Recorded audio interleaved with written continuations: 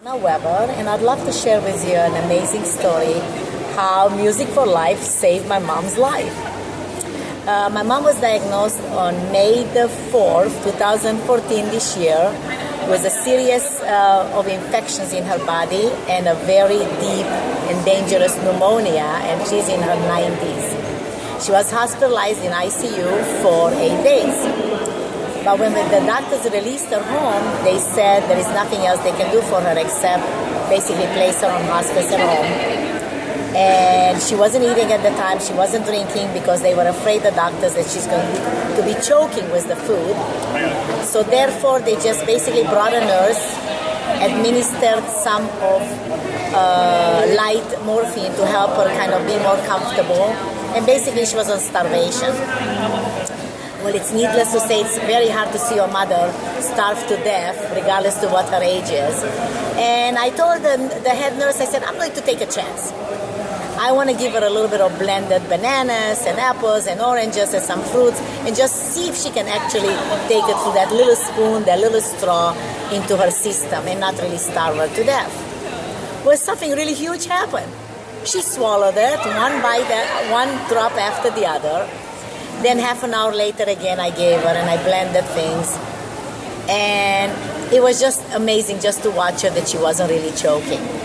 The nurse from the hospice was kind of amazed and surprised. He said, why? He says, you're really taking a risk and a chance. So slowly by slowly she was actually opening up her eyes and her breathing wasn't as shallow. And when he took her vital signs, they started to get a little bit on an approval, level.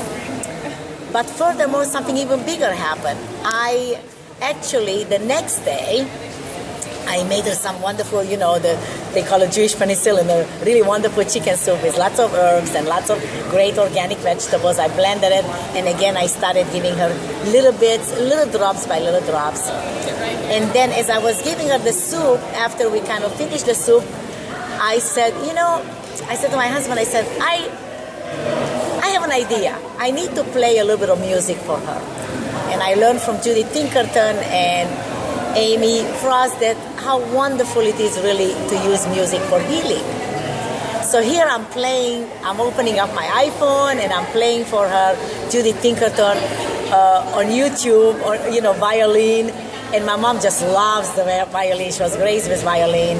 And I played her on and off, some of that and some a little bit of Fur Elise, which is her favorite actually piece, Beethoven on the piano. So between the two and actually three pieces of music, she started to be more coherent and almost like coming out of her own shell and looking around, like really bringing life back to her in the most amazing fashion that anybody could ever describe. So I'm actually speechless and very moved by this moment to share this with you. It's needless to say, day after day, she improved, she got better. I played the music for her, and I fed her these wonderful organic foods, of course, little tiny spoons at a time, blended foods. 10 days later, my mom was actually sitting at her kitchen table, eating that soup, not necessarily totally blended, just partially. And she had a little oatmeal and soft-boiled eggs with a little salt. And 2 weeks later, she just went for a walk outside her home. And 3 weeks later, my mom said, it's time to get my hair done and get my nails and my pedicure. I got to go back to my normal life. So taking a mother in her early 90s from hospice to life, when medical, scientists told me that there is no cure and there is no turning back. I think music and the food and our love and care and perhaps a little prayer as well brought her back to life. Thank you so much for giving me this opportunity. Anna Weber.